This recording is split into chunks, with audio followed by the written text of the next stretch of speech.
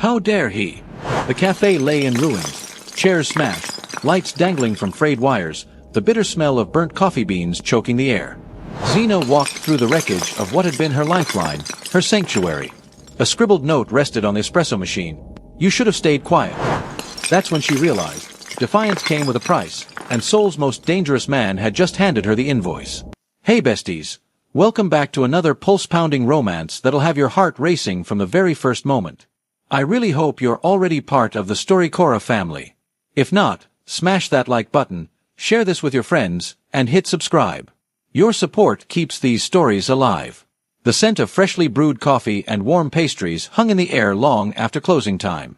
Twilight Café wasn't much, but it had heart, and that heart beat strongest behind the counter where Xena poured every ounce of herself into each cup. Steam curled from the machines, moisture gathered on the windows, and her soft humming floated above the gentle hiss of milk being steamed. She balanced 3 cappuccinos on a tray, nudging the kitchen door open with her hip. The customers, college kids cramming for exams, delivery workers on break, young couples stealing quiet moments, created a patchwork of ordinary life. For these precious hours, everything felt safe. Her uncle sat by the register, counting bills and muttering about torn notes. Xena had learned to tune him out years ago. After losing her parents in what everyone called an accident, this cafe was all she had left of them. A hand-painted sign her mother had created above the door. Recipes scrawled in her father's neat handwriting. Her uncle claimed he owned the place now, but Xena knew better. She knew whose sweat and tears had paid for every cup, every table, every dream. She grabbed another order from the back, humming quietly to the sound of rain tapping against the windows. Then the bell above the door chimed. At first, nobody paid attention. Just another customer seeking shelter from the storm. But then the cafe's comfortable noise evaporated into absolute silence. He entered like gravity itself had shifted. Tall, imposing, a leather jacket glistening with rain, eyes that seemed to catalog every detail in a single sweep. Kong Miho. Even Xena, who avoided neighborhood gossip like plague, knew that name. The man whose reputation could empty a street faster than gunfire. 3 men in sharp suits followed him inside, taking positions near the door like guards, silent and lethal. Her hands trembled slightly, cups rattling against the tray. She steadied herself before anything could fall, but her heart had already broken into a sprint.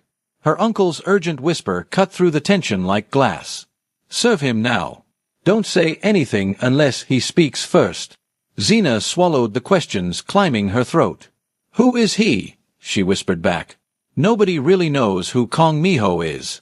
He's unpredictable, shifts like shadows, someone who destroys lives without hesitation. Now stop standing there and move, her uncle hissed, ducking behind the counter.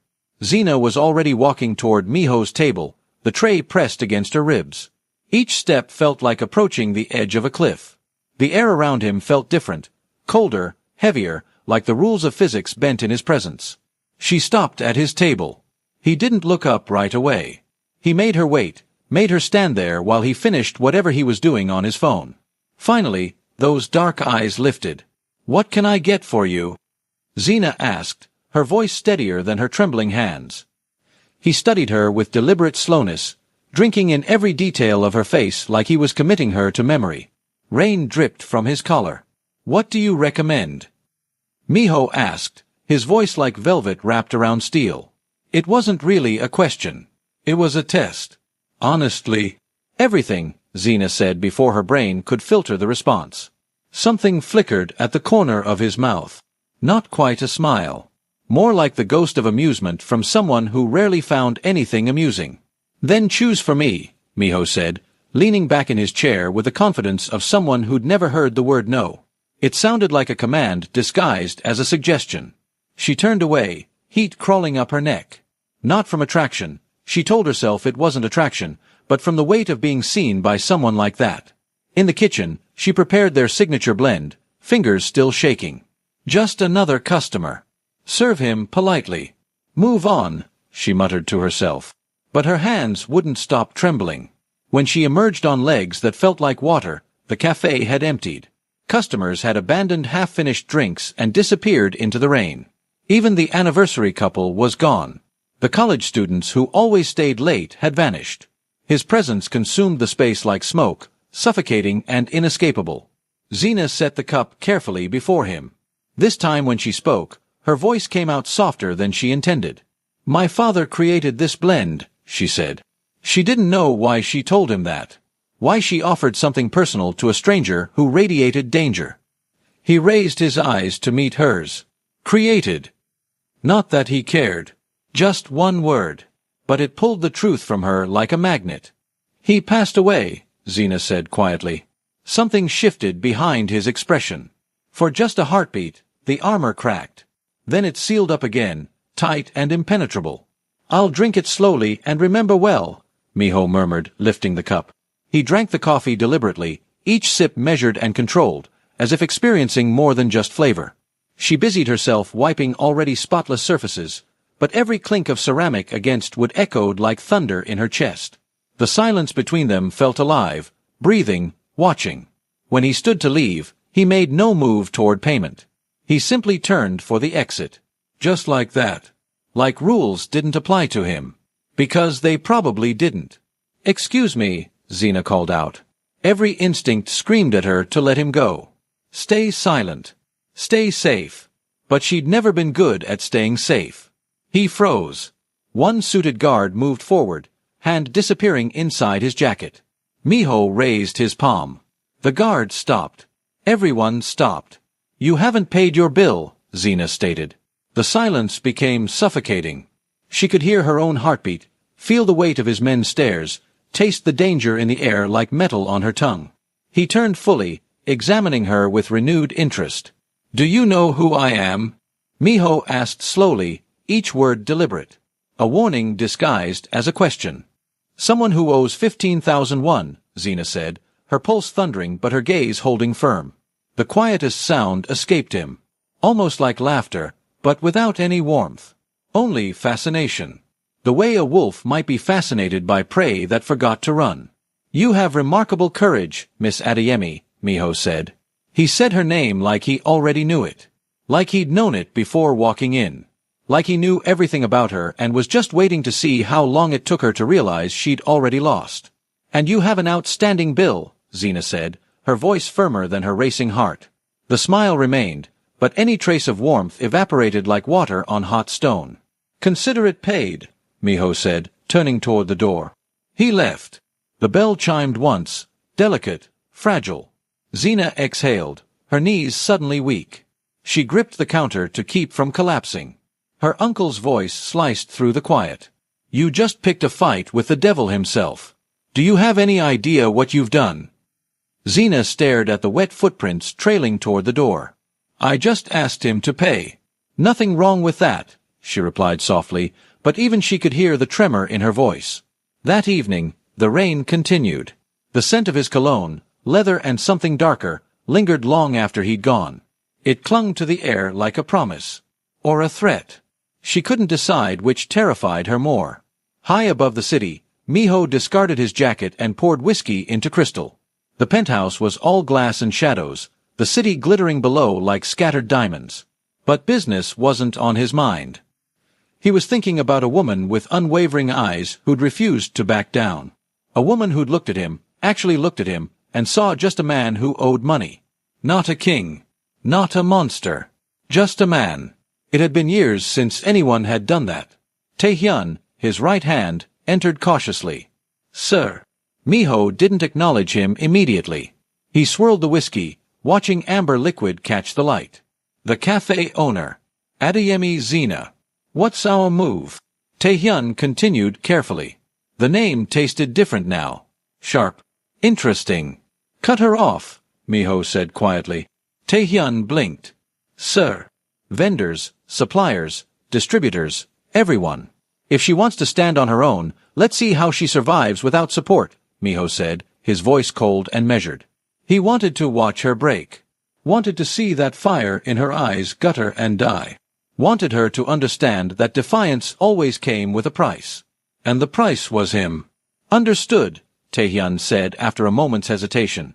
After Taehyun left, Miho leaned back, pressing fingers to his temples.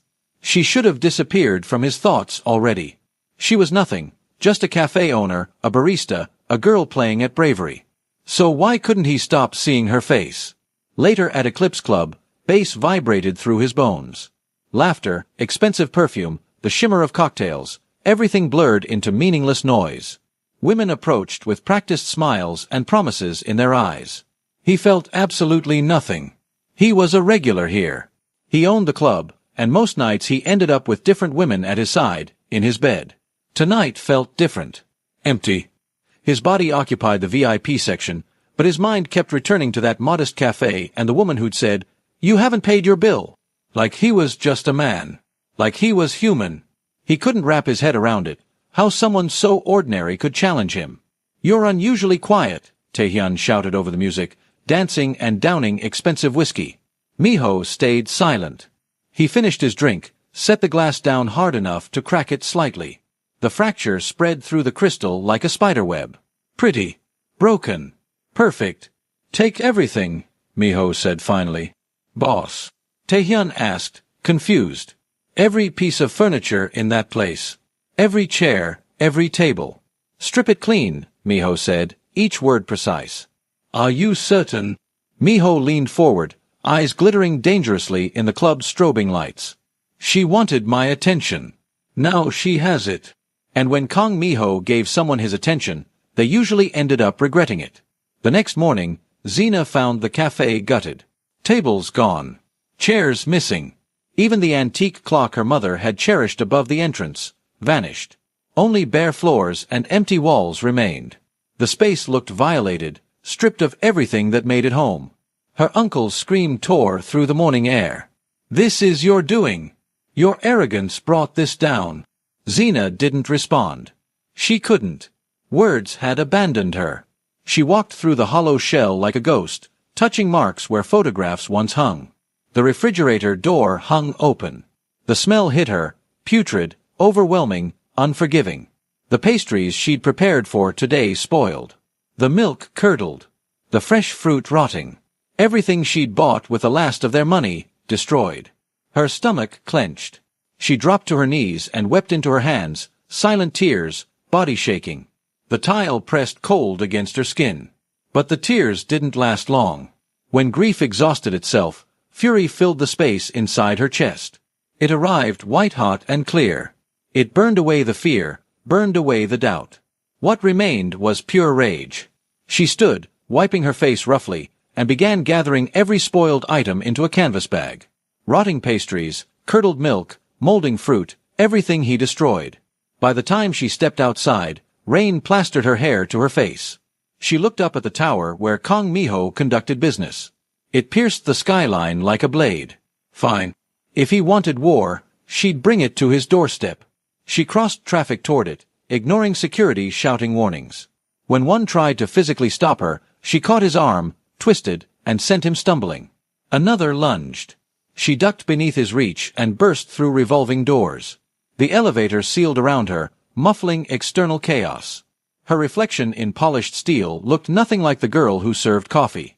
This girl looked feral, dangerous, ready to burn everything down.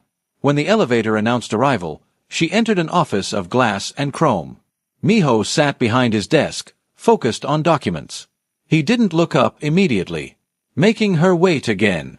Making her feel small again. "Do you always destroy what won't submit?" Xena asked, her voice cutting through the silence like broken glass. He looked up slowly, deliberately. His suit was immaculate, his expression unreadable. But there, right there in his eyes, was satisfaction. He'd been expecting her. Waiting for her. "You fought through my security," Miho said. Not a question. A statement of fact. Impressed, maybe. Or amused. She couldn't tell which was worse. "They were in my way," Xena said. Miho rose slowly, each movement calculated. He moved like a predator, all coiled power and barely restrained violence. "You could have called. Begged for mercy," Miho said, his voice soft but sharp. "I'm not here to beg," Xena said. Miho stopped just close enough to invade her space. "Then explain your presence." She dropped the bag at his feet with a thud. "To return your gift." Then she overturned it. Decay and rot cascaded over his pristine desk, over his expensive papers, over his perfect suit. The smell saturated the room, thick, shocking, unmistakable. For one frozen moment, nobody moved. Then his hands clenched into fists. Slowly, deliberately, his jaw tightened. A muscle jumped in his cheek. Fury radiated off him like heat. But he didn't strike her. Instead, he advanced until mere inches separated them. Close enough that she could feel his breath. Close enough that she could see gold flecks in his dark eyes. Close enough to be terrifying. Her pulse jumped visibly at her throat. "Do you have any idea what you've just done?" Miho asked softly, dangerously. The question dripped with power, with the absolute certainty that eventually everyone feared him. Everyone begged. Tears threatened, but she maintained eye contact. "Kneel and apologize, and maybe I'll let this go." Tears burned hotter, but she held her ground. "I will never." "You needed a taste of your own medicine. Taste it. Smell it." Something flickered in his eyes. Respect. Rage. Hunger. All three. The door exploded inward. Guards flooded in, weapons partially drawn, ready to die for him. Ready to kill for him. "On your command, boss," a guard said urgently. But Miho never broke his gaze from her. Never blinked. The air between them crackled with electricity, with violence, with something darker that neither wanted to name. "Lock her in my quarters," Miho said, each word deliberate. Reality dawned on Xena. Her eyes cleared, almost like the courage had drained from her. She retreated a step, her breath catching. "You wouldn't dare," she said, putting her arms up defensively. But even as she said it, she knew he would. This man would dare anything. She never should have come. Never should have pretended to be bold. "Try me," Miho said, moving closer. Before anyone could take another step, another presence interrupted. The rhythmic tap of an ornate cane. A woman entered, gray silk flowing around her frame, diamonds glittering at her throat, silver hair like a crown. Each strike of her cane silenced heartbeats. "That's enough," the woman declared. Even Miho straightened. Madame Kang's eyes swept the scene, the ruined office, the fearless young woman standing among armed men, the tension thick enough to cut. Then she smiled. "So this is the one who caused such chaos. I'm intrigued." "Grandmother, Miho said tightly. But before he could finish, Madame Kang lifted her cane slightly. The guards became statues. "You've built an empire on intimidation, Miho. Look at yourself now, outwitted by a barista," Madame Kang said. She turned toward Xena, weighing her like a fascinating specimen. "What do they call you, child?" "Adeyemi Xena answered. "Lovely. I never knew Africans possessed this kind of fire." She paused, letting the moment stretch. "My grandson needs someone who refuses to kneel. You'll become his wife." The declaration struck like lightning. "I'm sorry." Xena breathed, eyes flying wide. Miho's head snapped toward his grandmother. "That's insane." Madame Kang positioned both hands atop her cane, unmoved. "You want the syndicate board's approval to assume complete control? Then demonstrate you can stand beside strength, not tower above it. She's your test. Make her love you, and I hand everything over to you." Silence thickened until even rainfall against glass sounded distant. "I'm not marrying anyone," Xena said, her voice wavering but firm. She couldn't stand them bargaining her freedom like she was merchandise. Madame Kang smiled faintly. "You already married Chaos, dear. This is merely documentation. Marry him, and you get every piece of your parents' furniture back." It wasn't an offer. It was the kind the devil gives when she knows you have no choice. With that, she departed. The cane's rhythm echoed long after she disappeared. When the door sealed, Miho exhaled through his nose. The smallest trace of disbelief escaped him. Xena stood frozen amid the destroyed office, partially soaked, partially trembling, partially furious. "What just happened?" Xena whispered. "Apparently, we're getting married," Miho said, something almost like shock in his voice. "You won't agree to this, right? We'll tear each other apart. You're too arrogant and cruel for my liking." But that made him want her more. "I agree. We'll tear each other's throats out. But the sight of blood turns me on, Xena." His response shocked her. Unbelievable. He wanted this. He enjoyed taunting her. Enjoyed making her suffer. But she knew she had no choice. Those fixtures he took were her only connection to her parents, the only thing that kept her going. Rain hammered the windows. Neither looked away. And in that moment, Xena realized something terrifying. She'd just become the property of Seoul's most dangerous man. And from the look in his eyes, predatory, possessive, hungry, she was just starting to realize what she'd walked into. This wasn't going to be a marriage. It was the start of a war, and only one of them could win. Rain drummed against the tower throughout the night. By morning, Xena's defiance had drained into exhaustion. Guards had driven her home the previous night.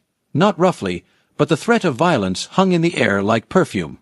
They deposited her at the curb outside the cafe. She stood there shivering, staring at the empty doorway where her family's dreams used to live. The space looked diminished, broken.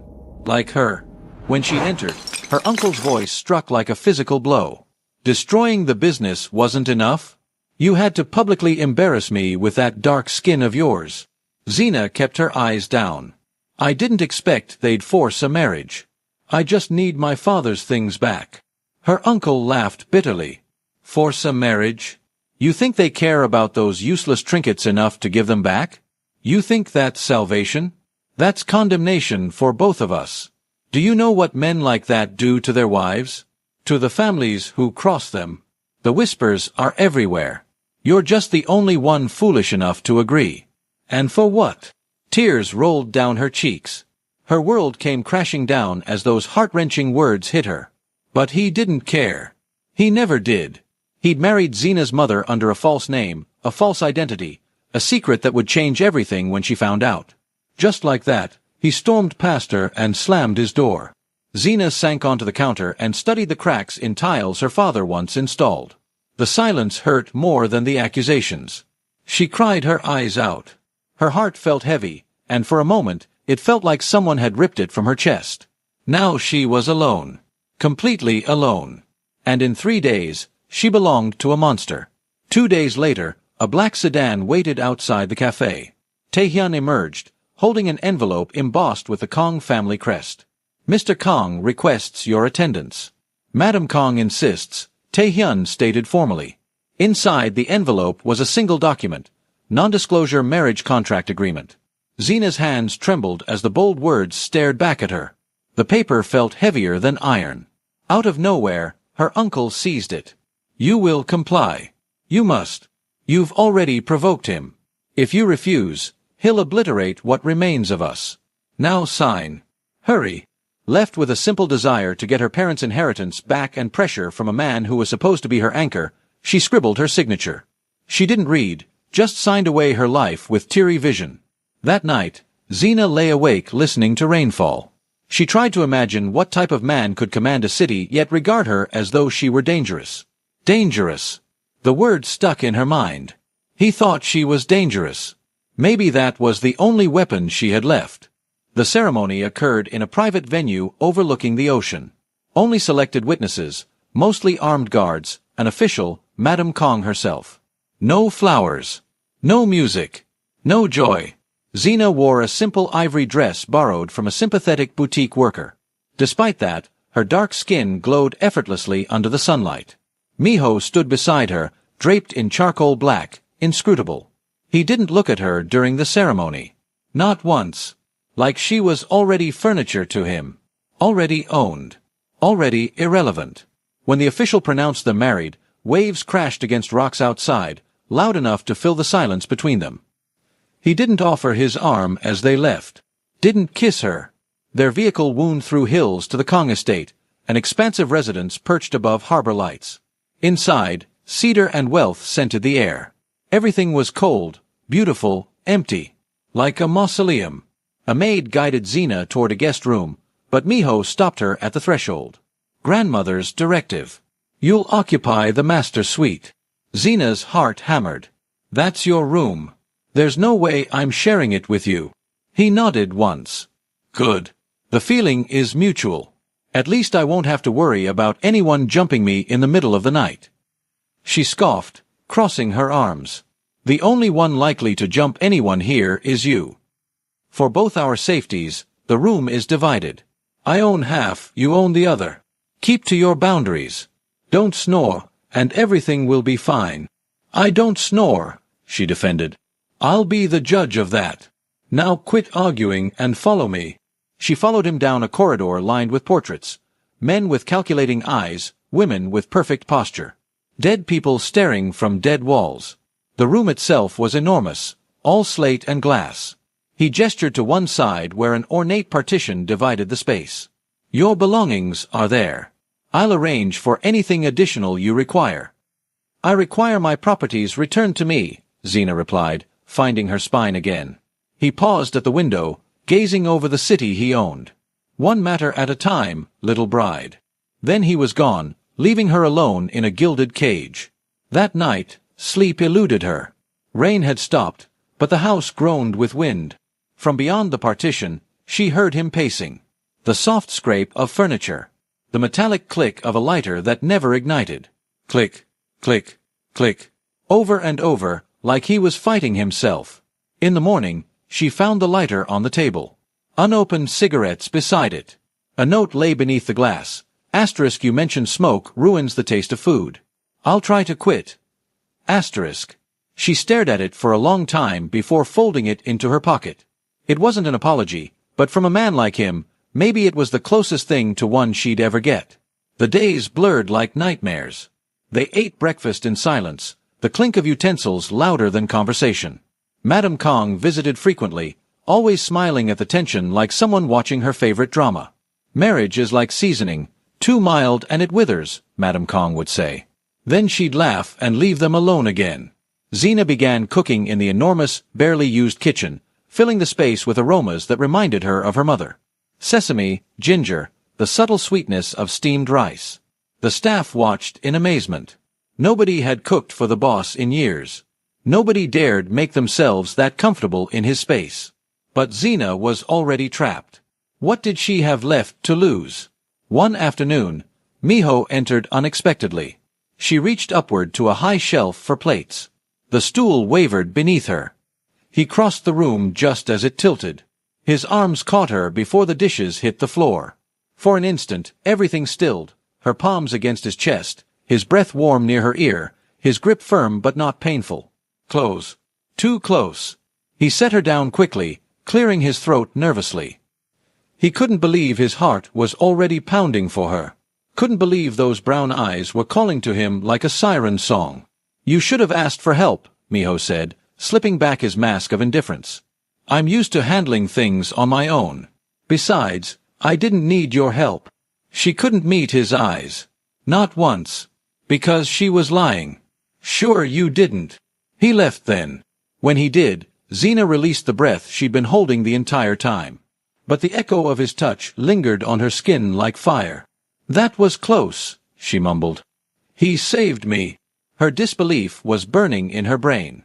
But for the first time, Zena wondered if maybe, just maybe, the monster had a heart after all. The next morning, Miho couldn't focus on the documents spread before him. His mind kept circling back to one moment, that split second when he'd caught Zena falling from the stool. The way she'd felt in his arms. Solid. Real. Warm. The way her breath had hitched. The way his own heart had forgotten its rhythm. He grabbed his phone before logic could intervene. She answered on the third ring. Yes. Zena said cautiously. His voice came out rougher than intended. I'm hungry. Silence stretched between them like a tightrope. I can send someone with food, Zena replied. I want you to bring it personally, Miho said, dropping his voice an octave. It wasn't a request. They both knew it. She hesitated. He could hear her breathing through the phone, could practically see her internal debate. Obey or rebel? Finally, fine. Give me 20 minutes. Then she hung up. Miho leaned back in his chair, a slow smile spreading across his face. She thought she was coming to deliver food. But what she didn't understand was that he'd been starving for something else entirely. For her. 20 minutes later, she appeared in his office doorway carrying a lacquered box. Her hair was pulled back. No makeup. Simple clothes. She looked like she'd just rolled out of bed. She looked perfect. Rice and grilled salmon. The way you like it, Zena said, setting the box on his desk without meeting his eyes. How do you know how I like it? Miho asked. The staff talks, she replied. I want to believe you. I really do. Either you're falling for me or you've been watching me. Her heart skipped a beat, but she wasn't sure why. Both are dangerous. I must warn you, Zena. You're delusional. I would never fall for you. Read my lips. Never. He smiled at her reaction, at how her cheeks flushed. She had to leave before she fainted. She spun on her heel to go. Stay, Miho said. She froze. She rolled her eyes inwardly, turning to face him. You're perfectly capable of eating alone. I said stay, Miho said, not looking up from the food. The command in his voice made her spine straighten, made something low in her belly tighten. She shouldn't have obeyed. Shouldn't have given him the satisfaction. But her feet wouldn't move toward the door. He ate in silence, deliberately slow. Each bite measured. She stood there watching, hating how her pulse quickened every time his lips closed around the chopsticks. When he finished, he looked up at her. It's exceptional, Miho said softly. It's just food, Zena said. Nothing from you is just anything, Miho said, standing, moving around the desk. He stopped in front of her. Close. Too close. That's the first real compliment you've given me, Zena replied, taking a step back. Don't get used to it, Miho said, matching her step, closing the distance again. I won't, Zena said, her voice shaking slightly. But they both knew it was a lie, because the air between them crackled with something electric, something dangerous, something neither of them knew how to name. Later that week, Zena needed to escape the suffocating atmosphere of the mansion. The walls felt like they were closing in. She called an old friend from university, David Osei. Sweet, uncomplicated, safe. They met at a small cafe in Itaewon, the kind of place where students studied and couples whispered. It was normal, warm, alive. David smiled when he saw her. Zena, it's been forever. She hugged him back. It felt nice, comfortable, like slipping into an old sweater. They sat, ordered coffee, talked about old times, mutual friends, safe topics. David reached across the table and touched her hand gently. I heard you got married. Congratulations. Thank you, Zena replied, pulling her hand back. Are you happy? David asked, sensing the sadness that dripped from her tone. Zena opened her mouth to answer, but the words stuck in her throat. Was she happy? She didn't know anymore. What she didn't see was the black car parked across the street. The man inside watching through tinted windows. Watching another man touch his wife. Miho sat perfectly still. His hands gripped the steering wheel so tight his knuckles turned white. Taehyun sat in the passenger seat, silent, knowing better than to speak. Find out everything about him, Miho said, his voice lethal but calm. But boss, it looks innocent, Taehyun said carefully. I don't care how it looks. Find out where he works, where he lives, where he sleeps, who he loves. Everything. What are you planning to do, boss? Taehyun asked quietly. I'll make him disappear, Miho muttered, still watching Zena laugh at something David said. It wasn't a threat. It was a fact. Boss, she'll know it was you, Taehyun tried to dissuade him. I don't care. His voice was cold as ice. But he did care. He cared too much. And that was the problem. That evening, Zena returned to the mansion humming, actually humming, a soft melody under her breath. Like someone else had put that lightness in her chest. Like someone else had made her happy. Miho waited in the living room, lights off, only the city glow through the windows illuminating his silhouette. A drink in his hand, darkness pooling around him like it belonged there. When she walked in, she froze mid-step. You scared me, Zena panted, her hand flying to her chest. Good, Miho muttered, not moving. Why are you sitting in the dark? Who was he? The question made her heart drop to her stomach. Who was who? She shot back. Miho turned his head slowly. His eyes caught the light. Dark, empty, terrifying. The man you were with. The one who touched you. Who made you smile like that. I don't know what you're talking about. Miho stood, set his glass down. The sound echoed in the silence. Don't lie to me, Zena. I was there. I saw him touch you. You had me followed, Zena said, backing toward the wall. I was protecting what's mine. I'm not yours, she trembled, her back hitting the wall. He laughed, The most frightening sound she'd ever heard. "Hello. Cold. Dangerous. Aren't you?" Miho said, stopping inches from her. He planted one hand on the wall beside her head, the other at her waist, not touching, not quite, but close enough that she could feel the heat radiating off him in waves. Close enough to drown in. "This marriage is just a contract," she said, lifting her chin defiantly. "Is it?" Miho said, leaning closer, his lips near her ear, his breath warm against her skin. Her pulse jumped at her throat, visible, betraying her. "Let me be very clear about something. You belong to me now. Your smiles, your laughter, your time, your touch, all mine. If I see another man's hands on you again, I won't ask questions first. I'll bury him. Do you understand?" She should have been terrified. She was. But she was also something else, something that made her thighs clench, made her breath come faster, made her hate herself for wanting him closer. "You don't own me," she choked out. "Don't I?" Miho said, his hand moving from the wall to cup her jaw, forcing her to look at him. His thumb brushed her lower lip once, slowly. Her eyes fluttered closed. Then he pulled away, stepped back, left her there against the wall, breathless, confused, aching, while his back was still to her. Words wrapped in threat and steel rolled off his tongue. "His name is David Osei. He's a project manager at a tech firm. He lives in Gangnam. Has a girlfriend he's planning to propose to next month." He paused at the doorway. "If he touches you again, she'll be planning a funeral instead of a wedding." Then he was gone, leaving Zena alone in the darkness, heart pounding, body trembling, hating how much she wanted him to come back.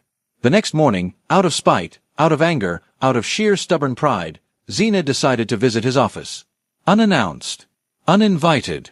The receptionist tried to stop her. "Mrs. Kong, Mr. Kong is in a meeting," he specifically said. But Zena pushed past her. She'd brought lunch, a peace offering, or maybe a declaration of war. She wasn't sure which anymore. She opened his office door without knocking, and her entire world tilted sideways. A woman stood beside his desk, stunning, sophisticated, curves poured into a designer dress. Her hand rested on his shoulder, leaning in close, far too close, her lips near his ear, whispering something that made him smile. His secretary. Mississippi Park. Zena's chest tightened like someone had wrapped barbed wire around her ribs and pulled. She couldn't breathe, couldn't think, could only see that woman's hand on her husband.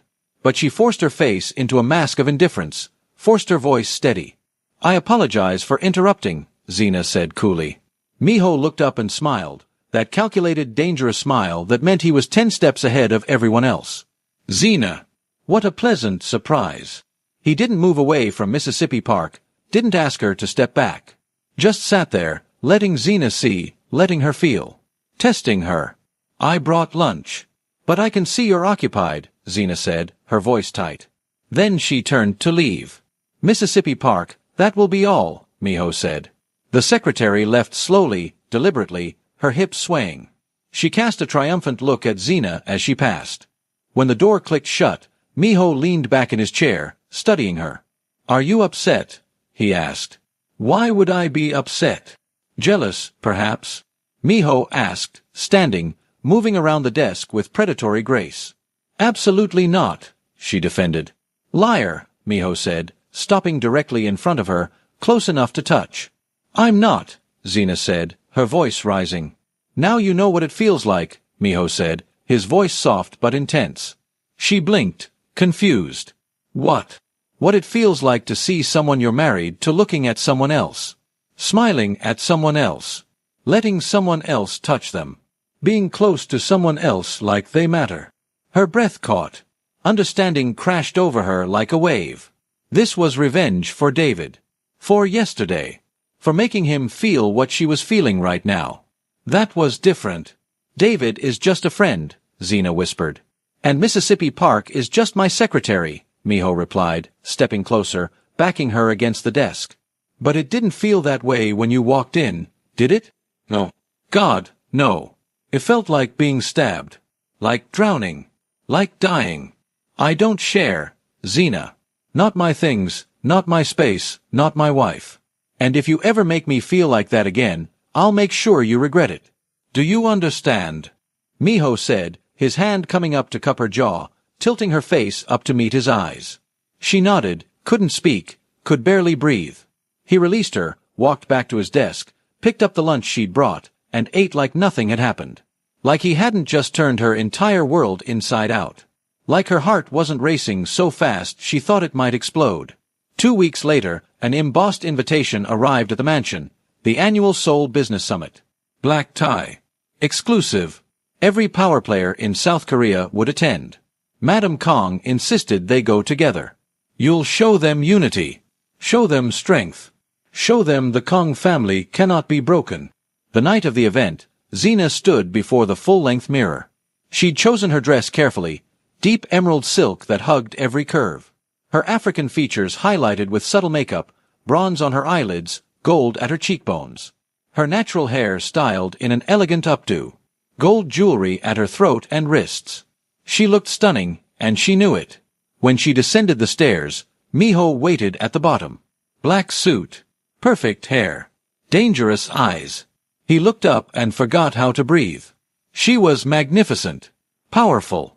It made him proud. You look, he started, but the words died in his throat. Ready? Zena asked, a small smile playing at her lips. He nodded, offered his arm. For the first time, she took it without hesitation. The venue was spectacular, crystal chandeliers casting rainbow light across marble floors. Seoul's elite dressed in their finest. Power and money and influence thickened the air. And when Adeyemi Zena entered on Kong Miho's arm, the entire room noticed. Whispers rippled through the crowd like wind through grass. Is that his wife? One guest whispered behind her champagne flute. I heard she was different, another whispered back, eyes wide. She's quite striking, isn't she? Those features. God, those curves, a third said.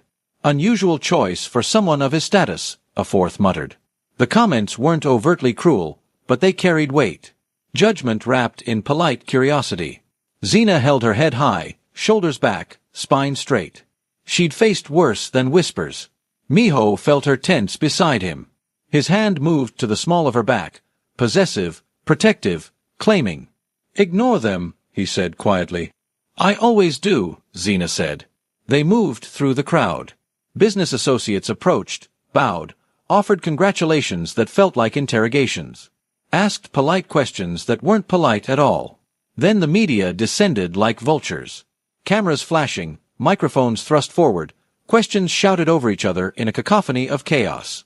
Mr. Kong, is this marriage a love match or a strategic alliance? How does it feel to break tradition with your choice of bride? Are you in love, or is this just business? Some are saying it's for syndicate approval. The questions came like bullets. Miho handled them with practiced ease, deflecting, redirecting, smiling that cold smile that revealed nothing. My personal life is just that, personal. But surely you can understand the public's curiosity. I don't owe the public anything, Miho said, his voice dropping to ice. But then he saw something that made his blood freeze in his veins. Across the room, Zena, smiling, bright and wide and genuine. The smile she never showed him. The smile he thought was his. She was smiling at another man, a fellow businessman. Young, handsome, successful. Kim Tae-young, heir to a shipping empire. The man touched her arm, said something that made her laugh. That laugh. Her laugh. Miho stopped hearing the reporters, stopped seeing the cameras, stopped thinking entirely. Mr. Kong, about the merger with. But Miho was already moving, cutting through the crowd like a blade through silk. People parted for him instinctively, recognizing danger when they saw it. He reached Zena in seconds, grabbed her hand, spun her toward him. She barely had time to gasp before his other hand came up to cradle the back of her neck, and he kissed her, deep, possessive, claiming, branding, in front of everyone. The cameras exploded, flashes erupting rapidly like lightning. The crowd gasped collectively. Whispers turned to shouts. His tongue swept into her mouth. She melted against him, her hands fisting in his jacket. A small sound escaped her throat. When he finally pulled back, she was breathless, lips swollen, eyes glazed, cheeks flushed. What are you doing? Zena whispered. Kissing my wife, he said, loud enough for everyone nearby to hear. Then he tucked her against his side, wrapping his arm around her waist like iron, and led her away from the chaos. Behind them, cameras clicked furiously. Reporters shouted questions. The crowd buzzed with speculation. But Miho didn't care. He'd just told the entire world who she belonged to. In the car ride home, silence stretched between them like a living thing. Finally, Xena asked, her voice small, "Why did you do that?" "It was for show," he said, staring out the window at Seoul's lights blurring past. "You embarrassed me," Xena said. "I claimed you. There's a difference." "You don't have the right," she said, her voice shaking with anger and something else. "I have every right. You're my wife. On paper. That doesn't mean anything." "It means everything," he countered. She turned away from him, pressed her fingers to her lips. They still tingled, still burned from his kiss. She wouldn't admit someone so forbidden and dangerous could make her feel alive. She couldn't. But her racing heart betrayed her truth. Later that night, Xena lay in her bed staring at the ceiling. Sleep refused to come. Her mind replayed the kiss over and over. The way his lips had claimed hers. The way his hands had held her like she was precious. The way the entire world had disappeared until only he existed. Then a sound cut the night air like a whip. It came from his side of the partition. Movement. Footsteps. Then a crash. Glass shattering. It was so loud it made panic set in her veins. Another sound erupted, a sound she'd never heard from him before. Raw. Broken. Fear in its purest state. She rose, crossed the invisible boundary between their spaces, something she'd never done before. She found him tangled in sheets, sweating despite the cool air, eyes squeezed shut, muttering in his sleep. Words she couldn't quite catch. Nightmares. He was having nightmares. A man so powerful, so formidable, had monsters he was scared of. She touched his shoulder gently.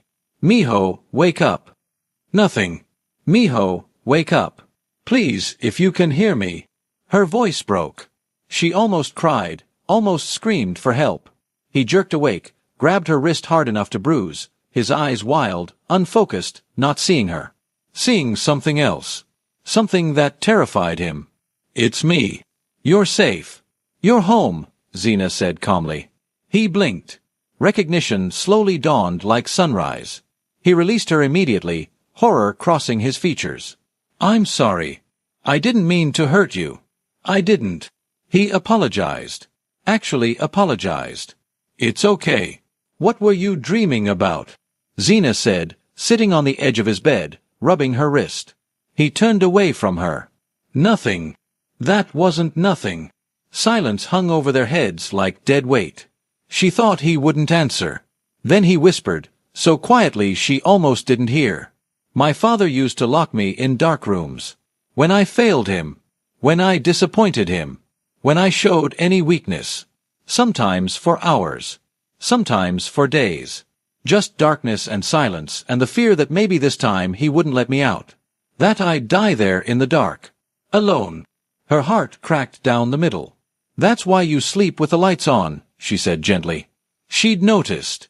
Every night since she'd been here, his side of the room always had lamps burning. She'd thought it was habit. Now she understood it was survival. He nodded. "He wanted to make me strong. Feared. Powerful. He succeeded. But he also made me this." He gestured at himself with disgust. "This monster. This man who can't sleep without light. This man still trapped in the body of a scared little boy." Xena did something she'd sworn she'd never do. She took his hand, laced her fingers through his. "You're not weak for having fears, Miho. You're human. That's what makes you strong."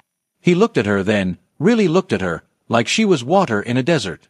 Like she was light in his perpetual darkness. Like she was salvation. "Don't go. Please," Miho said, his voice breaking. "I won't," she assured him, squeezing his hand lightly. She stayed. Sat with him until his breathing steadied, until the trembling stopped, until the fear left his eyes and something softer took its place. And when he finally fell back asleep, she didn't leave. She lay down beside him on top of the covers, kept his hand in hers, and watched over the monster who was just a man, who was just a scared boy who'd learned to survive by becoming terrifying. And somewhere in the darkness, something shifted between them. Something irreversible. Something that felt dangerously like love. After that night, everything changed. He started coming home earlier. Not for work, not for obligation, but for her. He'd find her in the kitchen cooking and just watch. He didn't need to speak. He just made himself available. Like being near her was enough. One day she found fresh flowers on the counter. Hibiscus, her favorites. She'd never told him. "How did you know?" Zena asked, picking up the delicate blooms. He shrugged, not looking up from his phone. "Lucky guess." It was a lie. Later, she noticed her journal had been moved, just slightly. The page she'd left it on was different. He'd read it, learned about her, studied her like she was a language he was determined to master.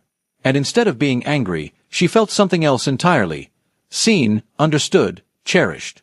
Then she started softening toward him too, touching his shoulder when she passed, smiling more easily, laughing at his rare, dry jokes, cooking his favorite meals even before he asked.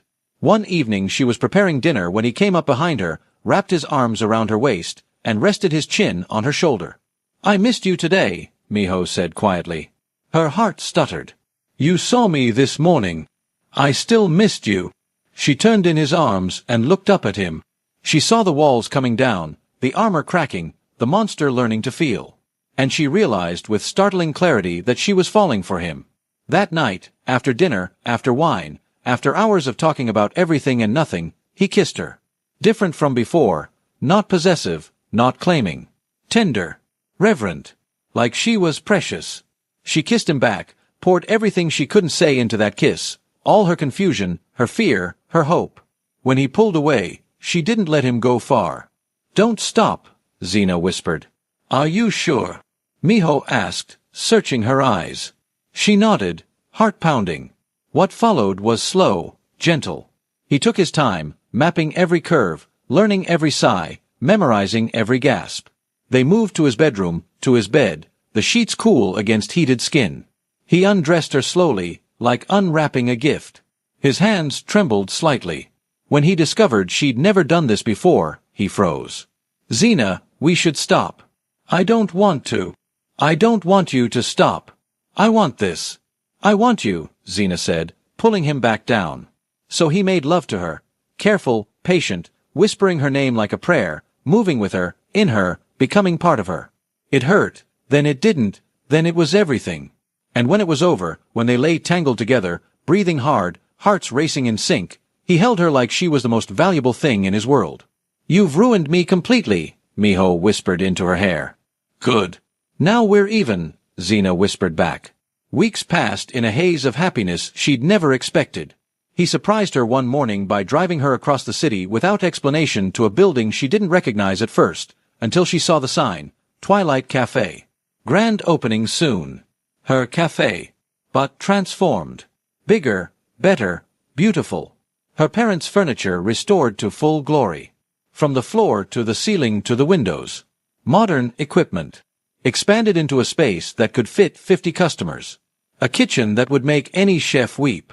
"You did this," Zena breathed, tears streaming down her face. "You said you wanted to rebuild. So rebuild. Bigger, better. Make it everything you dreamed," Miho said, watching her reaction. She turned to him, threw her arms around his neck. "Thank you. Thank you. Thank you." He held her tight. "Don't thank me. Just be happy.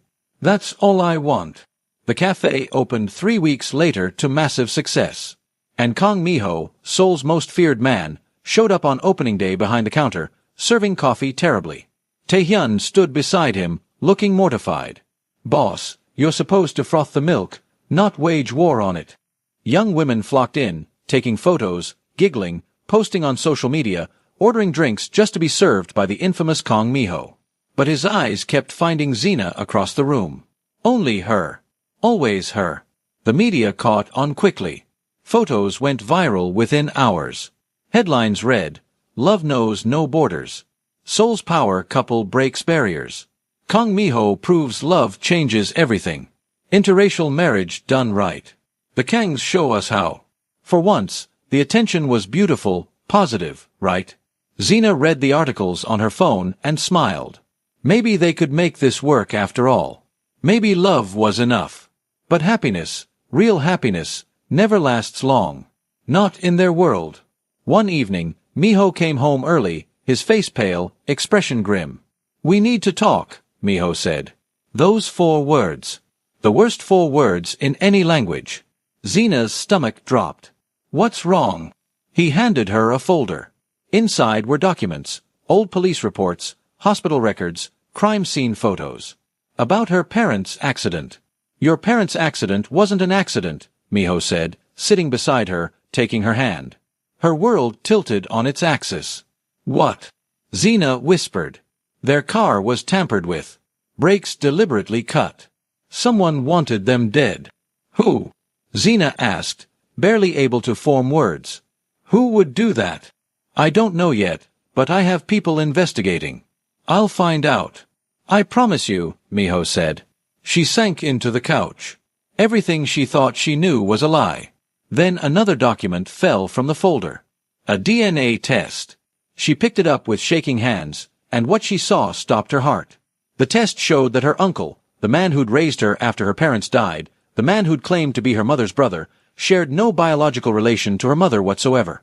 He wasn't family. He'd never been family. He was a stranger who'd inserted himself into her life, taken control of her parents' business, their home, their legacy. And if he wasn't who he claimed to be, then who was he? And why had he lied?